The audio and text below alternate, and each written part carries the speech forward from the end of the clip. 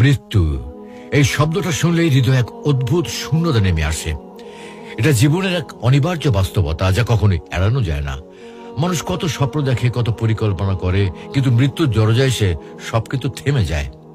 কারো চলে যাওয়া কেবল একটা জীবনের শেষ করে না, বহু হৃদয় ভেঙে দিয়ে যায়। মৃত্যু ইসলামের দৃষ্টিতে একটা অনন্ত জীবনের সূচনা। এটি কোনো সমাপ্ত নয়, বরং দুনিয়া থেকে আখিরাতের পথে যাত্রা। কোরআন ও হাদিসের আলোকে মৃত্যুর যাত্রা সম্পর্কে বিস্তারিত বর্ণনা পাওয়া যায়, যা গভীর ভাবনায় নিমগ্ন করে। যখন মানুষের মৃত্যু ঘনিয়ে আসে, তখন ফেরেশতারা তার পাশে উপস্থিত হন। মুমিনের জন্য এই সময়টি শান্তিপূর্ণ।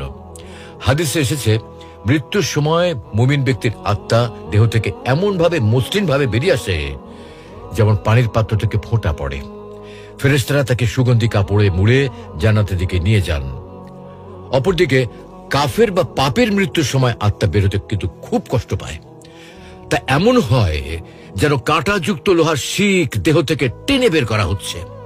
ফেরেশতারা তখন কঠোর আচরণ করেন এবং আত্মাকে আসমানের দিকে নিয়ে যাওয়ার সময় তার জন্য জান্নাতের দরজাগুলো পর্যন্ত বন্ধ করে দেন। কবরের জীবনে প্রশ্নোত্তর শুরু হয়। দুজন ফেরেশতা মুনকার ও নাকির, ওরা তিনটা প্রশ্ন করেন: তোমার প্রভুকে, তোমার ধর্ম কি এবং তোমার নবীকে। মুমিন সঠিক উত্তর দিতে পারে এবং তার জন্য কবর প্রশস্ত ও শান্তির জায়গায় পরিণত হয়। আর পাপী বা অবিশ্বাসী উত্তর দিতে ব্যর্থ হলে কবর তার জন্য কঠোর শাস্তির স্থান হয়ে ওঠে। মৃত্যু যাত্রা তাই মুমিনের জন্য জান্নাতের প্রতিশ্রুতি এবং পাপীদের জন্য এক কঠিন পরিণতির শুরু। এই যাত্রা স্মরণ করে আমাদের উচিত নিজেকে আখিরাতের জন্য প্রস্তুত করা এবং আল্লাহর কাছে ক্ষমা প্রার্থনা করা। মৃত্যুকে ভয় নয়, বরং এক সঠিক পথের সূচনা হিসেবে গ্রহণ করাই ইসলামের শিক্ষা।